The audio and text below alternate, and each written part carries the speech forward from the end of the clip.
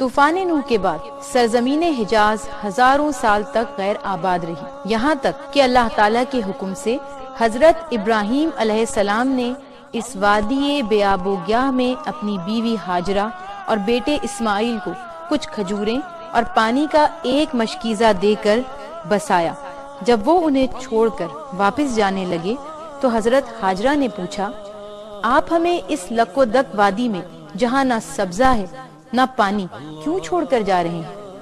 تو حضرت ابراہیم علیہ السلام نے فرمایا، اللہ تعالیٰ کا یہی حکم ہے، ان آیات ربنا ثاقبات ان آیات ربنا ثاقبات۔ حضرت ہاجرہ اللہ تعالیٰ پر بھروسہ کر کے خاموش ہو گئیں۔ جب پانی ختم ہو گیا اور بچہ پیاس کی شدت سے بےتاب ہوا تو حضرت ہاجرہ پانی کی تلاش میں ادھر ادھر دیکھنے لگی، لیکن دور تک پتھروں کے سوا کچھ نظر نہ آیا۔ قریب ہی آمنے سامنے دو پہاڑیاں تھیں جنہیں آج صفا اور مروہ کہا جاتا ہے۔ رخشندہ اتارمندہ ہے آیات الہی۔ حضرت ہاجرہ کبھی ایک پہاڑی پر جاتی اور دور دور تک پانی تلاش کرتی، کبھی بھاگ کر بچے کے پاس آتی اور پھر دوسری پہاڑی پر جا کر دور دور تک پانی تلاش کرتی۔ اس طرح دونوں پہاڑیوں صفا اور مروہ کے درمیان حضرت ہاجرہ نے 7 بار چکر لگائے۔ اس دوران پیاس سے بے حال بچہ اپنی ایڑیاں زمین پر رگڑتا رہا۔ آپ چشمے تصور سے اس منظر کو دیکھیے کہ ایک سنگلاخ وادی جہاں تا حد نظر نہ تو کوئی متنفس ہے، نہ سبزہ، نہ پانی، صرف ایک ماں اور اس کا شیر خوار بچہ ہے۔ پانی کی ایک بوند پاس نہیں ہے، دونوں شدت پیاس سے بےتاب اور بے قرار ہیں۔ اس وقت حضرت ہاجرہ کا کیا عالم ہوگا، لیکن ایسے عالم میں بھی ان کی زبان پر حرف شکایت نہیں ہے اور ان کا ایمان ہے کہ اللہ ان کو ضائع نہیں کرے گا۔ خلق اللیل والنہار فکل مستبین حما به مقدور۔ اصل میں یہ ان کے صبر و ضبط کا امتحان تھا اور وہ اس امتحان میں ثابت قدم رہی۔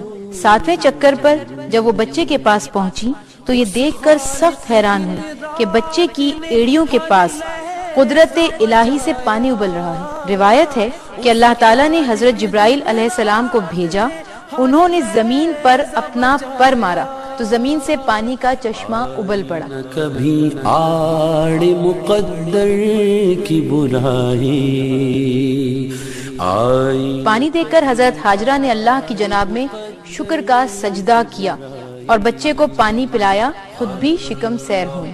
پانی تھا کہ تیزی سے نکلا ہی جا رہا تھا۔ حضرت ہاجرہ نے کہا زمزم، اور اس کے گرد پتھروں کی باڑ باندھ رہی تھی۔ اسی دن سے اس کا نام زمزم ہو گیا، یعنی باندھا گیا۔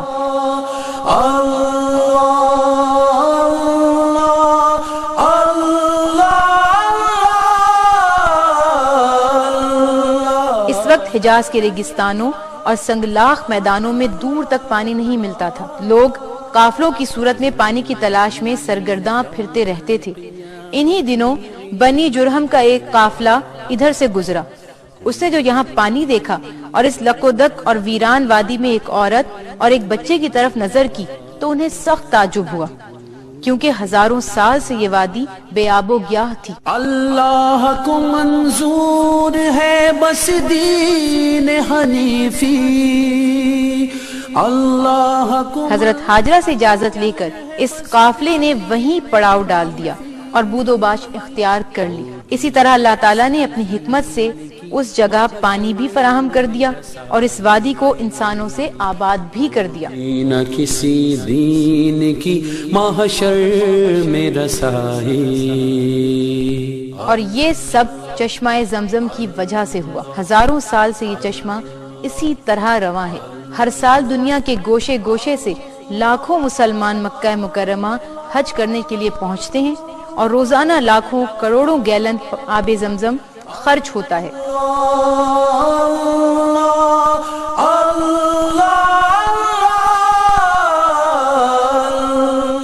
حیران ہے کہ آخر یہ پانی کہاں سے آ رہا ہے، اس کے سوتے کہاں ہیں۔ دنیا کا کوئی بھی پانی چند دنوں اگر ایک جگہ ٹھہرا رہے یا کسی برتن میں رکھ لیا جائے تو خراب ہو جاتا ہے، لیکن آب زمزم کا یہ اعجاز ہے کہ کبھی خراب نہیں ہوتا، جسمانی اور روحانی بیماریوں کے لیے شفا ہے۔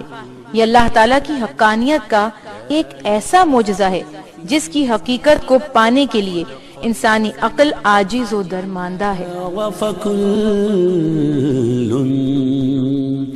خلق